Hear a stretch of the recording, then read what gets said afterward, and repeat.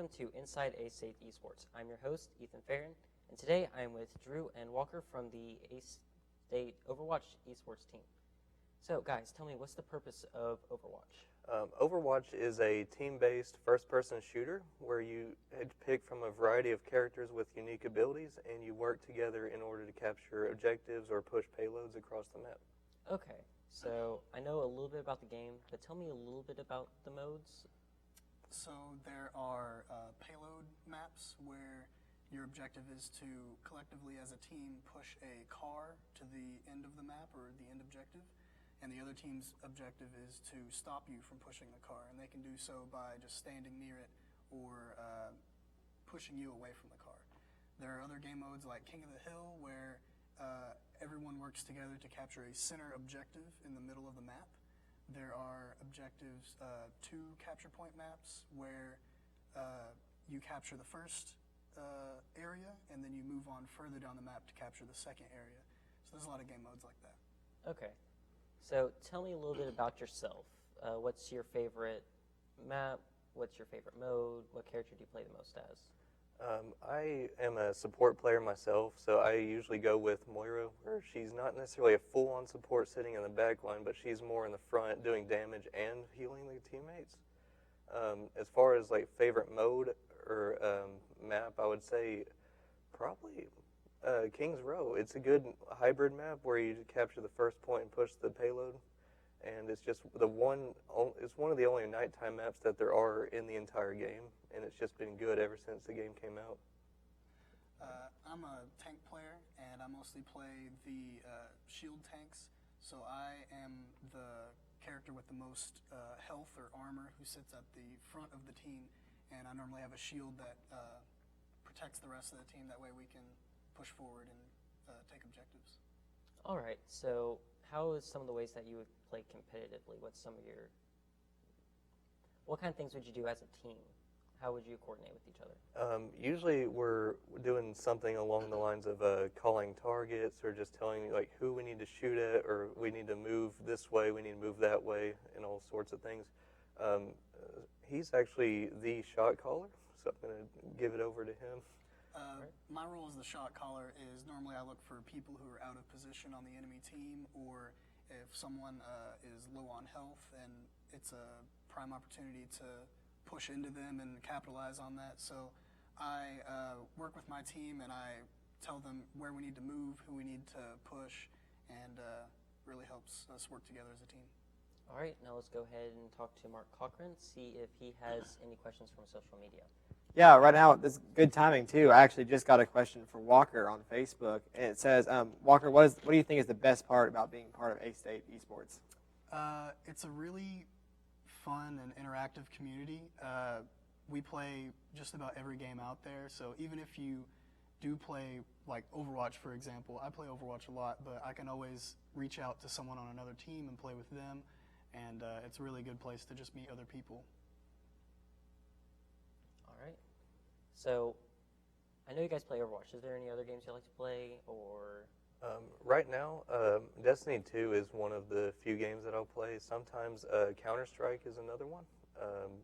Mainly, I just haven't been playing very much games other than Overwatch because I just put probably too much time into the game right now, especially now that I'm on an esports team for it. All right. How do you guys feel about being on a competitive team? Is it different from just casually playing? Is it more fun, more stressful? Tell me about it some. It's the difference between playing by yourself in the competitive mode versus playing against well-organized teams. It's a huge gap. It's night and day. Yeah, like there's a lot more mental power that goes into talking to your team versus just sitting there, quiet with a bunch of randoms in the lobby. So it's definitely a lot more of a challenge versus other schools that do what we're doing right now. And I'm guessing you feel a similar way, Walker? Yes, playing with the team competitively is very different than just playing it casually. Casually, you can play maybe by yourself or with one other friend, and winning and losing doesn't really matter all too much. But when you play competitively, it's all about working together and being like the best that you could be, and it's very different from playing casually. All right, and let's go back to Mark and see if he has any more questions. Yeah. So another question we have for y'all, for both of y'all actually, is what's kind of your history with gaming, and then what drew y'all into Overwatch? I mean, I started on the first PlayStation. My dad had it, and I was like, "What is that?" He said, "That's a PlayStation. You want to play?" And I'm like, "Yes, I want to play." Now I ask myself, "Do I want to play?" Yes, I want to play, and I play. I've always played games as a little kid. I had a GameCube. I was mostly just a Nintendo kind of player, but after seeing my friend get like a Call of Duty game, I quickly fell in love with first-person shooters, and I play a lot of Counter-Strike. And then when Overwatch came out, I've been playing since day one. Yeah, I've tried playing first-person shooter. I could never get the hang of it. I was always the guy that they typically told just here, stay in this one spot and don't move. But those people have their usefulness. Not me, not necessarily. I mean, I feel like it's a strategic leap from some of the more advanced players, so they don't see it coming when someone's doing these noob tactics. It catches them by surprise. Yeah. So, is there anything else you'd like to say about the game? Do you want to talk about your favorite characters? I mean, I guess so, yeah. Okay. What are your favorite characters? I'll go ahead and ask. Yeah, so my top 3 are all support players because I am not the best aim in the game. So I play the role that has 0 aim responsibility. So Moira is a lock-on kind of aim hero that is a healer and a damage. So her damage locks onto people and it steals health from the enemy while giving herself the health back. And she has the highest amount of healing in the game that she can put into the tank. So when he's taking a ton of damage, it's my responsibility to be shooting all the healing right into his back. And she has a fade ability that basically gets her from point A to point B while also taking herself out of the game for a couple seconds. And it's usually used for mobility or just escaping a team fight that's not going your team's way. And then she has healing and damage orbs that plays the same roles as her healing and damage already do. But it's the only difference is that they're orbs that she can throw and they bounce off of walls and other surfaces. So if you see a team around the corner and you want to heal them or damage them, you just throw the orb at the corner and it'll bounce over the corner and into the other team or yours. All right, and what about your favorite characters? Personally, I play a lot of shield tanks, so Reinhardt or Orisa, but I have the most fun playing Wrecking Ball. He doesn't really have a place right now in the current meta of the game, but I'm really waiting for him to make a comeback. He is a very fast and tanky character, and he can also deal a lot of damage. So he's really versatile in pretty much any role that he can play. Now, isn't that the character that's technically a super smart hamster? Yes, he is a genetically modified hamster from space that they bred on the moon, but he's got a giant rolling ball that he lives inside and rolls around the map on. Very interesting. I'm guessing Overwatch is full of a bunch of zany characters like that. Oh, yeah. Oh, yes. He's got another relative, I guess you could say, from the moon that he was raised with. His name is Winston. He's an extremely intelligent gorilla, and he is now a scientist on Earth. So, very weird characters. I can imagine. And we'll go back to Mark, see if he has any other questions for us. Yeah, so another question that's kind of in line with what we asked earlier, your history with gaming and then getting involved in Overwatch. What made y'all want to pursue Overwatch as more than a hobby and get involved here at Arkansas State? And kind of how did that come about?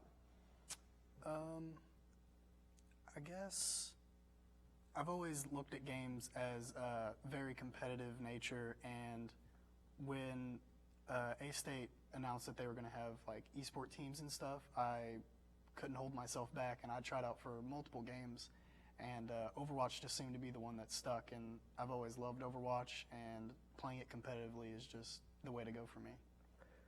Overwatch for me has been like ever since about like 2012 or so. I've just been doing nothing but first-person shooters on console, and when I made the move to PC, I just put all my time into Overwatch. And after about 800 or so hours, they do this esports team and said that they're going to have an Overwatch team. And I just thought to myself, if I put so much time into a game, I might as well put it to good use. and so now I'm on the team.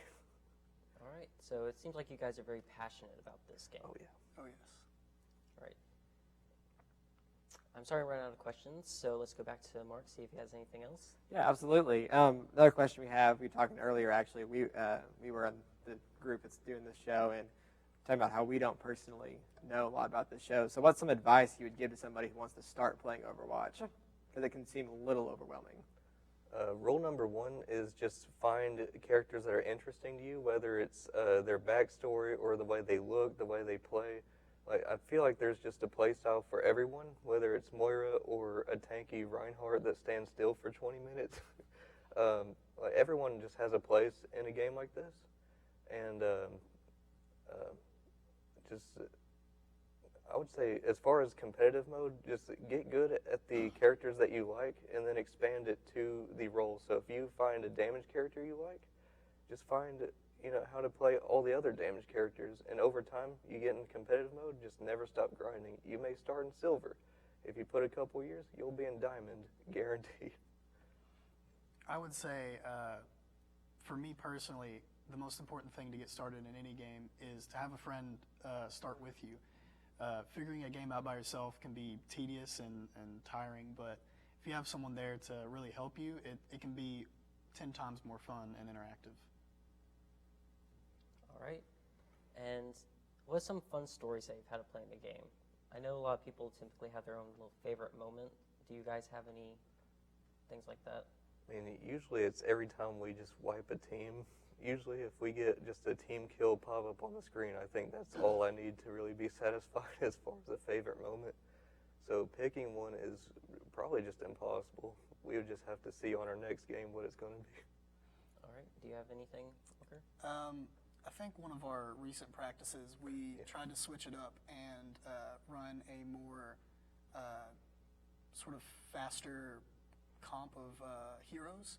So I got to play Wrecking Ball a lot, and other players on our team got to play heroes that they don't get to play very often. And we had so much fun, and we won a lot of games, and we realized that this could be something we could work into our competitive games, and now we practice a lot with those characters, and it's just a lot of fun. Right.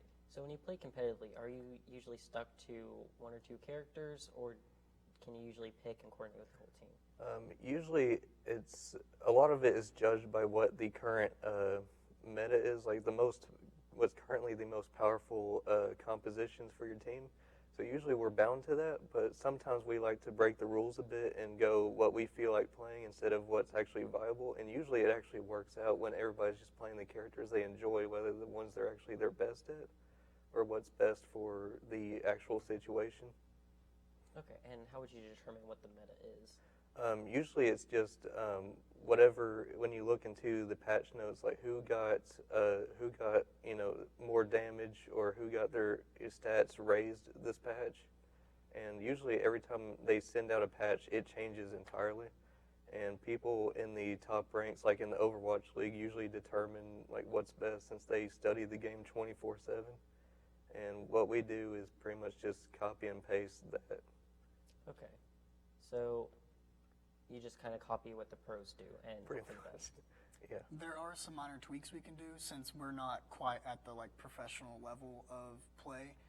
We can change a few things that work sort of in our favor, because obviously we're not going to be going against professional players and their level of coordination. So we can sort of bend the rules a little bit and play different characters. But for the most part, it's pretty much what they play.